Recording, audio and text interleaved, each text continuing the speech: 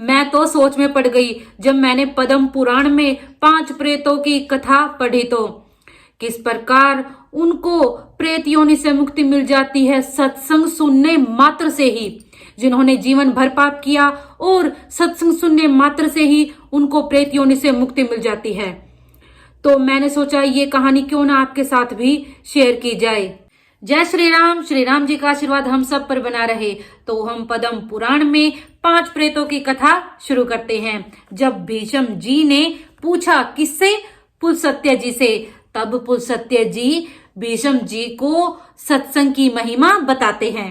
भीष्म जी ने पूछा, ब्राह्मण, किस कर्म के परिणाम से मनुष्य प्रेत योनि में जाता है तथा किस कर्म के द्वारा वह उससे छुटकारा पाता है, यह मुझे बताने की कृपा कीजिए। पुलस्त्य जी बोले, राजन, मैं तुम्हें ये सब बातें विस्तार से बतलाता हूँ, सुनो। जिस कर्म से जीव प्रेत होता है तथा जिस कर्म के द्वारा नरक में पड़ा हुआ प्राणी भी उससे मुक्त हो जाता है, उसका वर्णन करता हूँ। प्रेत योनि में पड़े हुए मनुष्य सत्पुरुषों के साथ वार्तालाप तथा पुण्य तीर्थों का बारंबार कीर्तन करने से उससे छुटकारा पा जाते हैं। अब कथा सुनो। प्राचीन काल में कठिन नियमों का पालन करने वाले एक ब्राह्मण थे जो पृथु नाम से सर्वत्र विख्यात थे। वे सदा संतुष्ट रहा करते थे। उन्हें योग का ज्ञान था। वे प्रतिदिन स्वाध्याय, होम और जप यज्ञ में संलग्न रहकर समय व्यतीत करते थे। उन्हें परमात्मा के तत्व का बोध था। वे शम अर्थात मनोनिग्रह, दम अर्थात इंद्रिय संयम और क्षमा से युक्त रहते थे। वे सदा अपने कर्तव्य का ज्ञान रखते थे। ब्रह्मचर्य, तपस्या, पितृकार्य अर्थात श्राद्ध तर्पण और वैदिक कर्मों में उनकी प्रवृत्ति थी। वे परलोक का भय मानते और सत्य भाषण में रत रहते थे। सबसे मीठे वचन बोलते और अतिथियों के सत्कार में मन लगाते थे।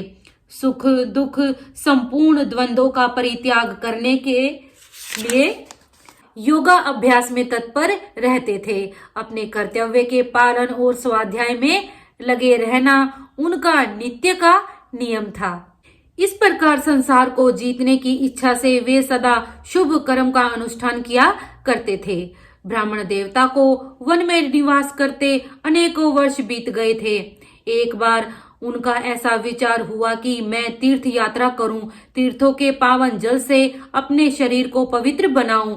ऐसा सोचकर उन्होंने सूर्य उदय के समय शुद्ध चित्त से पुष्कर तीर्थ में स्नान किया और गायत्री का जप तथा नमस्कार करके यात्रा के लिए चल पड़े।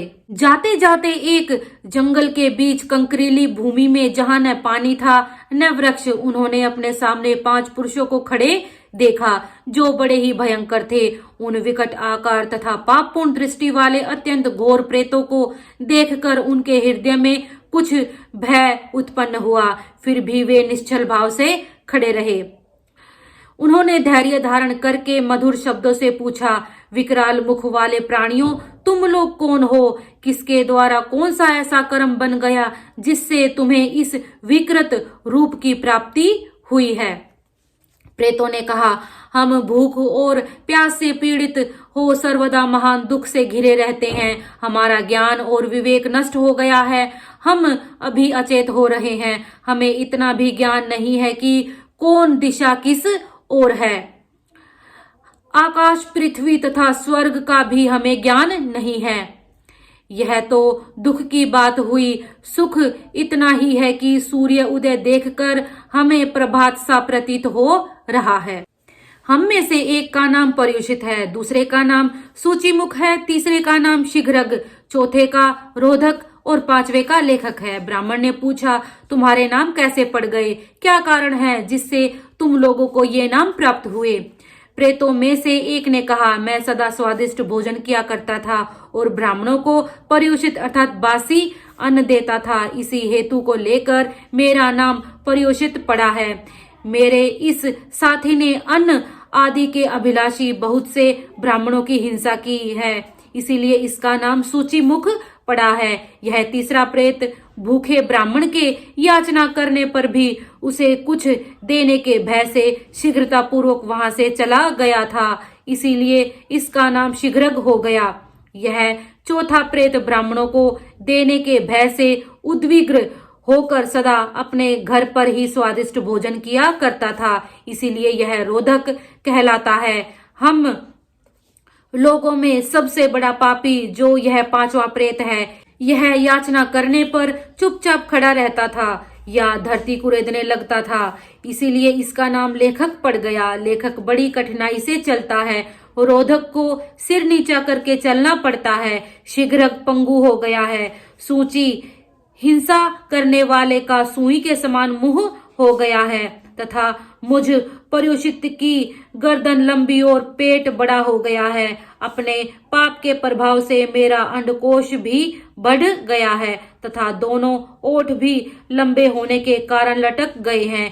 यही हमारे प्रेत योनि में आने का वृतांत है, जो सब मैंने तुम्हें बता दिया। यदि तुम्हारी इच्छा हो तो कुछ भी पूछो, पूछने पर उस बात को भी बताएंगे। ब्राह्मण बोले, इस पृथ्वी पर जितने भी जीव रहते हैं उन सब की स्थिति आहार पर ही निर्भर है, अतः मैं तुम लोगों का भी आहार जानता हूँ। प्रेत बोले, विप्रवर, हमारे आहार की बात सुनाइए। हम लोगों का आहार सभी प्राणियों के लिए निंदित है, उसे सुनकर आप भी बारंबार निंदा करेंगे।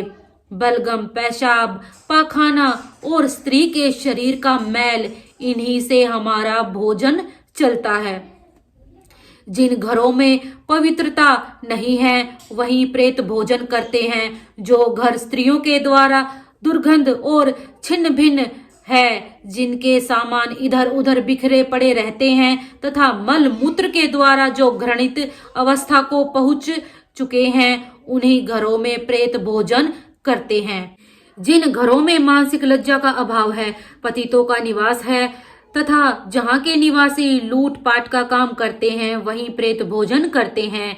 जहाँ मंत्रों का उच्चारण नहीं होता, होम और व्रत नहीं होते, वहाँ प्रेत भोजन करते हैं।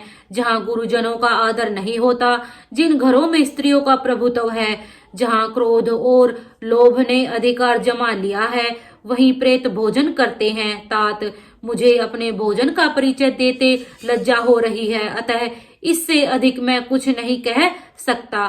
तपोधन, तुम नियमों का दृढ़ता पूर्वक पालन करने वाले हो, इसीलिए प्रेत योनि से दुखी होकर हम तुमसे पूछ रहे हैं। बताओ, कौन सा कर्म करने से जीव प्रेत योनि में नहीं पड़ता? ब्राह्मण ने कहा, जो मनुष्य एक रात्रि का 3 रात्रियों का तथा चंद्रायण आदि अन्य व्रतों का अनुष्ठान करता है, वह कभी प्रेत योनि में नहीं पड़ता। जो प्रतिदिन 3, 5 या 1 अग्नि का सेवन करता है तथा जिसके हृदय में संपूर्ण प्राणियों के प्रति दया भरी हुई है, वह मनुष्य प्रेत नहीं होता। जो मान और अपमान में, सुवर्ण और मिट्टी के ढेले में तथा शत्रु और मित्र में समान भाव रखता है, वह प्रेत नहीं होता।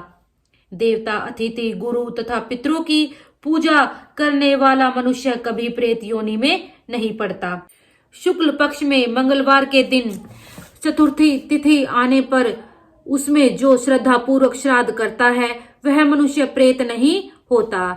जिसने क्रोध को जीत लिया है, जिसमें दाह का सर्वथा अभाव है, जो तृष्णा और आसक्ति से रहित है, क्षमावान है और दानशील है, वह प्रेत योनि में नहीं जाता। जो गो, ब्राह्मण, तीर्थ, पर्वत, नदी और देवताओं को प्रणाम करता है, वह मनुष्य प्रेत नहीं होता। प्रेत बोले, महामुने, आपके मुख से नाना प्रकार के धर्म सुनने को मिले। हम दुखी जीव हैं, इसलिए पुनः पूछते हैं, जिस कर्म से प्रेत योनि में जाना पड़ता है वह हमें बताइए। ब्राह्मण ने कहा, यदि कोई द्विज और विशेषतः ब्राह्मण शूद्र का अन्न खाकर उसे पेट में लिए ही मर जाए तो वह प्रेत होता है। जो आश्रम धर्म का त्याग करके मदिरा पीता है, पराई स्त्री का सेवन करता है तथा प्रतिदिन मांस खाता है, उस मनुष्य को प्रेत होना पड़ता है। जो मित्र की धरोहर को हड़प लेता है, विश्वासघात करता है और कूटनीति का आश्रय लेता है, वह निश्चय ही प्रेत होता है। ब्रह्म हत्यारा, गोघाती, चोर, शराबी, गुरु पत्नी के साथ संभोग करने वाला तथा भूमि और कन्या का अपहरण करने वाला निश्चय ही प्रेत होता है। जो पुरोहित नास्तिक होकर किसी ब्राह्मण की दक्षिणा को हड़प लेता है वह निश्चय ही प्रेत होता है। विप्रवर प्रथु जब इस प्रकार उपदेश कर रहे थे उसी समय आकाश में सहसा नगारे बजने लगे। हजारों देवताओं के हाथ से छोड़े हुए फूलों की वर्षा होने लगी। प्रेतों के लिए चारों ओर से विमान आ गए। आकाशवाणी हुई, इन ब्राह्मण देवता के साथ वार्तालाप और पुण्य कथा का कीर्तन करने से तुम सब प्रेतों को दिव्य गति प्राप्त हुई। इस प्रकार सत्संग के प्रभाव से उन प्रेतों का उद्धार हो गया। पुलसत्य जी भीष्म जी को कहते हैं, हे गंगानंदन, अगर तुम्हें कल्याण साधन की आवश्यकता है तो आलस्य छोड़कर सत्पुरुषों का साथ करो, सत्संग करो। यह 5 प्रेतों की कथा संपूर्ण धर्मों का तिलक है। जो मनुष्य इसका 1 लाख पाठ करता है उसके वंश में कोई प्रेत नहीं होता। जो अत्यंत श्रद्धा और भक्ति के साथ इस प्रसंग को बार बार सुनता है वह कभी प्रेत योनि में नहीं पड़ता। आपको ये कथा कैसी लगी कृपया कमेंट बॉक्स में जरूर बताइए। वीडियो को लाइक कीजिए, शेयर कीजिए। अगर आप चैनल पे नए हैं तो चैनल को सब्सक्राइब कीजिए। जय श्री राम।